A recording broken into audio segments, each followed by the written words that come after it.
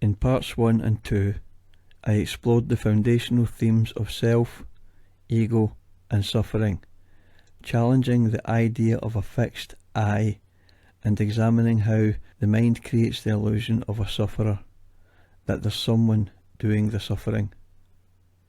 I started by discussing the illusion of the I as the very thing that keeps the mind trapped in its own confusion. Through reflection, I questioned the relationship between thought and identity, the role of conditioning, and the paradox of clarity versus confusion. What emerged was an unfolding inquiry into the games the mind plays with itself. I discussed how the mind turns on itself, creates problems, then pretends to be the one trying to solve the problems. I explored contradiction, discomfort, and a deeper suspicion of the whole game. That was the point. Before venturing into the deeper, often messier realm of relationships, freedom, or anything else, this had to be faced first. If you're familiar with some of the ideas I've discussed so far, and the ideas I intend to discuss in part 3 and beyond, you might feel you know where all this is going. But let me assure you, by the end of this Confronting the Mind series, I will have gone much further than most ever have. Confronting the Mind, Part 3, Relationship versus Connection. In Part 3, I will discuss the nature of relationship, especially as it relates to what I've already shared about self, ego, and suffering. In the same spirit as Parts 1 and 2, the following is designed to challenge assumptions, expose contradiction, and deepen awareness. It will be unwise to look for answers here. My aim for you, the listener, is to provoke insight. I begin with a double-barreled question. What is the actual function of a relationship with another person? What is its point, if not to complete, heal, or even grow the individual? Every human child is born complete and whole, aside from the natural need for nurturance. Societal conditioning, beginning in the family home and then, by extension, the wider society, such as schooling, religious association, etc., causes the child to feel they are lacking in some way. Children are taught, effectively, that they do not know how to live. They are taught that other people have all the answers they don't have, and they are taught that they have no answers. So it is instilled in the child from an early age that they are not complete and whole. They are lacking in many ways. As a side note, how any young adult comes to feel that they should know how to solve their own problems is, quite frankly, beyond me. All relationship with others, from friendship to emotional attachment and love, serve to rid the individual of the sense of loneliness. The human body has only one goal, beyond survival and sustenance: copulation and the continuance of the species. That's nature, and humans are as much fauna of the planet as any other sentient species on Earth. Society teaches people that they need society to survive, and attempts to remove all the natural tendencies, and teaches that those tendencies and abilities are wrong and immoral. The only fixing that people do is to have the individual fit in with the rest of society.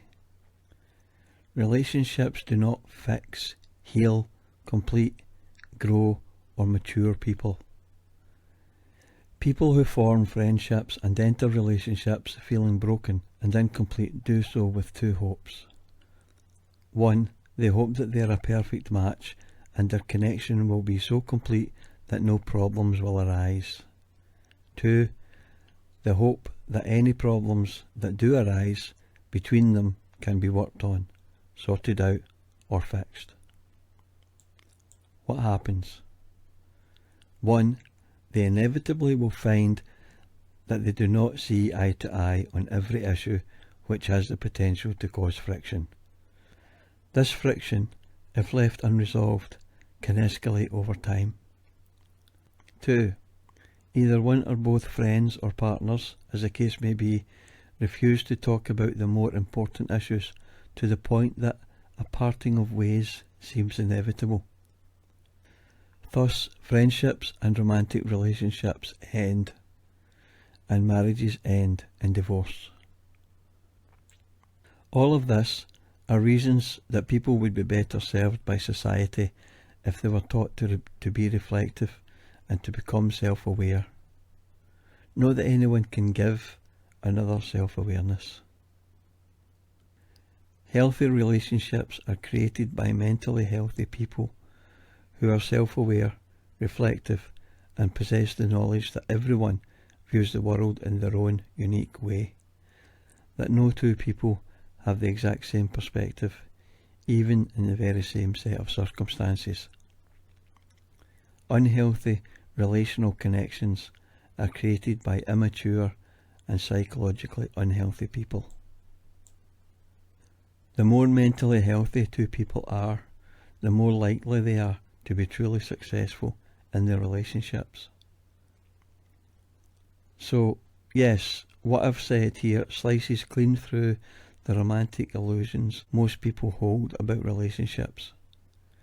Relationships of all kinds are sought out to escape loneliness, to satisfy biological imperatives, and to conform to societal expectations. So let's dig deeper. What is the root cause of loneliness? I was asked recently. There is one thing that people tend to forget or ignore, and that is the fact that even if one is well esteemed by others and can choose never to be alone, if that's what's desired, which is certainly not everyone, everyone is always alone with oneself. I've lost count of the number of times I've heard people say you can be in a place surrounded by people and still feel lonely.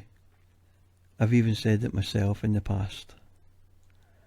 Loneliness isn't about the number of people one has around them, or the lack thereof.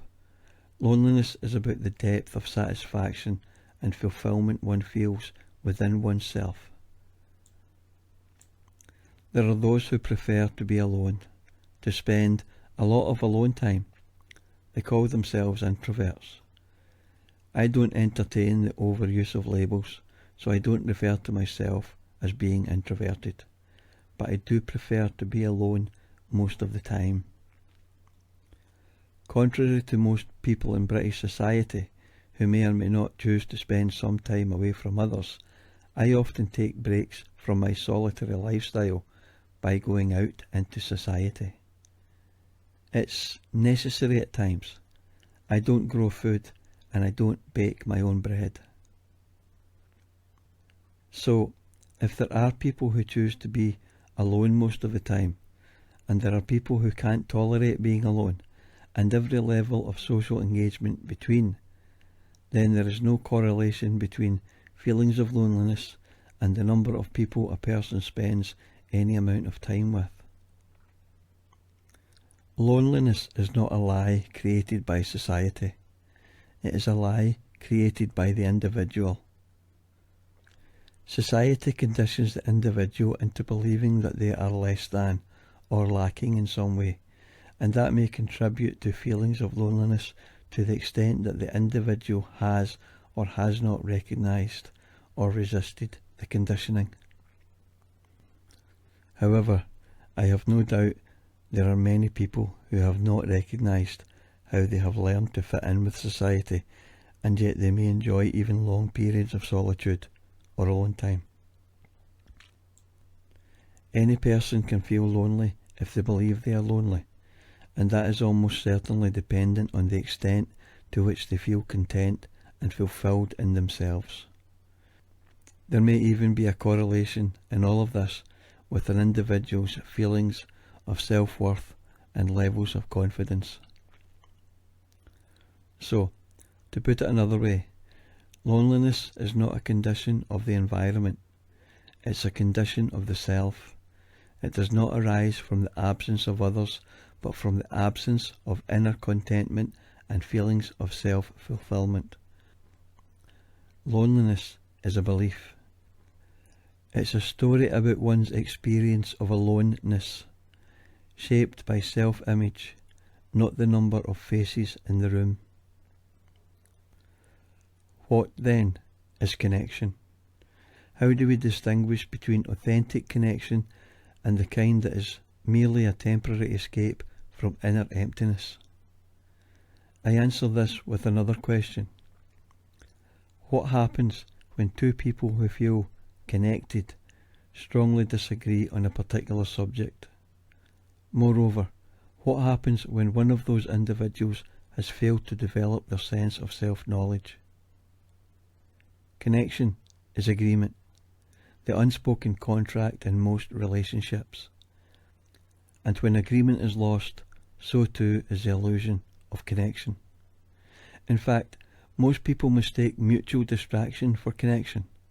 Two people using each other to fill internal voids, to silence the unease of their own unexamined minds. So when disagreement shows up, when the content no longer satisfies, they feel abandoned, misunderstood, or betrayed. Why? Because, in this case, it was never about understanding each other, it was about escape.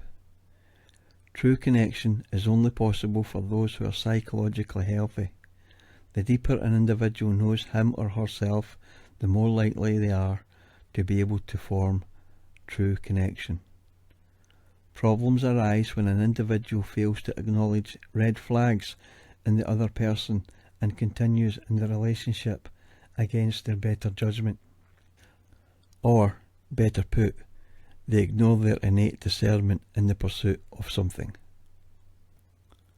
So, to reiterate, most relationships, for the vast majority of people, are pursued because of their intrinsic ability to provide escape from feelings of loneliness and emptiness.